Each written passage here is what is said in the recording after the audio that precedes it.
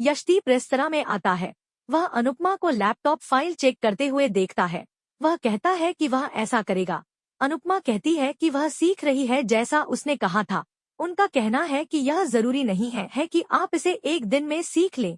अनुपमा कहती है कि वह भगवान का शुक्रिया अदा करेगी, भले ही उसे 50 दिनों में पता चल जाए। वह उसे एक्सेल शीट पढ़ाता है। अनुपमा को यह पता चल जाता है। विक्रम और वेटर उसके लिए जयकार करते हैं। यशदीप ने उनसे सोशल मीडिया पर कुछ पोस्ट करने के लिए कहा। अनुपमा कहती है कि वह नहीं जानती। यशदीप कहते हैं कि यह आसान है और उन्हें प्रयास करने के लिए कहते हैं। अनुपमा सभी स्टाफ का वीडियो लेती है और सोशल मीडिया पर पोस्ट करती है। वह खुश हो जाती है। यशदीप का कहना है कि हर किसी को पोस्ट करना आ जाएगा। उनका कहना है कि कुछ लोग सिर्फ स्क्रॉल करते हैं और समय बर्बाद करते हैं। वह सभी को आराम करने के लिए कहते हैं। अनुपमा कहती है कि मैं आराम नहीं कर सकती क्योंकि छोटी का जन्मदिन आ रहा है। मैं 5 साल से उसका जन्मदिन मना रही हूँ और उसे ऐसा उपहार दूंगी जिससे वह खुश हो जाए, और उपहार को अच्छे से लपेटना चाहती हूँ।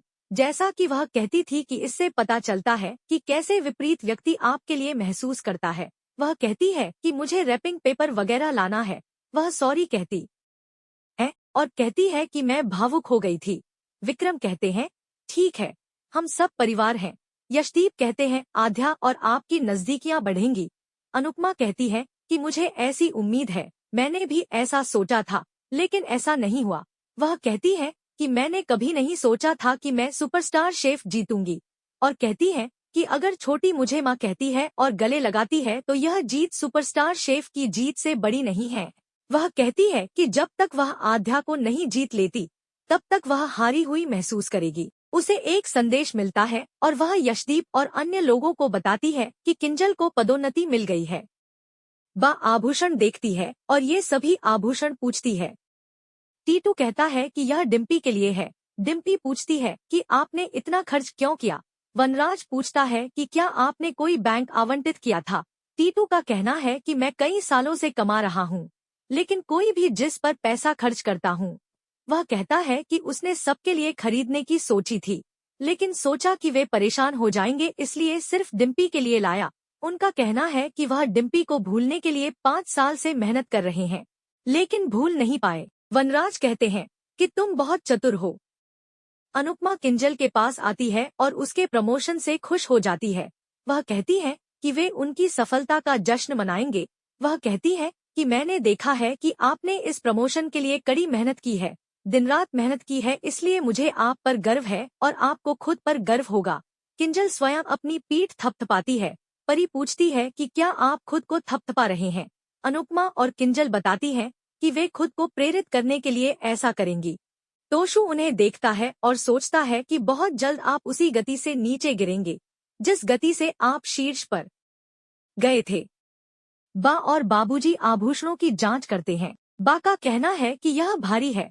पाखी एक वीडियो देखती है जिसमें टीटू है। वह वनराज से कहती है कि वे इसका पता लगा लेंगे। अनुपमा घर आती है। अनुज पूछता है कि दिन कैसा रहा। अनुपमा कहती है अच्छा, कई लोग मुझसे मिलने आए थे और मेरे साथ सेल्फी ले रहे थे। अनुज हंसा। श्रुति का कहना है कि हम आध्या के जन्मदिन के बारे में बात कर रहे थे। अनुपमा बताती है कि वे छोटी के जन्मदिन के बारे में बात करेंगे। श्रुति कहती है आध्या का जन्मदिन है। वह कहती है कि मुझे कोई आपत्ति नहीं है, लेकिन मुझे आध्या कहलाना पसंद है। वह कहती है कि आध्या ने अब अपना जन्मदिन मनाना शुरू कर दिया है, उसने अपना जन्मदिन अनाथालय में नहीं मनाया है। अनुज कहता है कि अनुपमा यह सब जानती है। अनुपमा पूछती है कि वह अपने जन्मदिन पर क्या चाहती है। श्रुति का कहना है कि उसने मुझसे कहा कि वह परसों जन्मदिन की पार्टी और बॉलीवुड थीम वाली पार्टी चाहती है क्योंकि उसके सभी दोस्तों को बॉलीवुड पसंद है। वह कहती है कि उसने मुझे सब कुछ बताया। वह कहती है कि हम केक लिशियस से केक ऑर्डर करेंगे क्योंकि यह उनका पसंदीदा है। अनुपमा पूछती है कि क्या मैं उसके लिए एक छोटा केक बनाऊंगी। श्रुति कहती है कि आध्या को बुरा लग सकता है। अनुज अनुपमा से इसे बनाने के लिए कहता है। अनुपमा कहती है कि आध्या का मूड खराब नहीं होगा। अनुज का कहना है कि वह इसे न तो खाएगी और न ही छोड़ेगी। वह कहते हैं कि मैं चाहता हूँ कि उनकी माँ हमारी बेटी के जन्मदिन के लिए केक बनाए। वह उसे उसके पहले जन्मदिन की याद दिलाता है। अनुपमा हंसती है और उस दिन को याद करती है। श्रुति परेशान हो जाती है।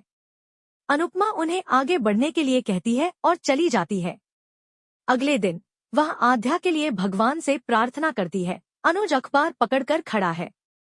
अनुपमा लेख के साथ अपनी बड़ी तस्वीर देखती है और खुश हो जाती है। सुर्खियों में आने के लिए अनुज उनकी सराहना करते हैं।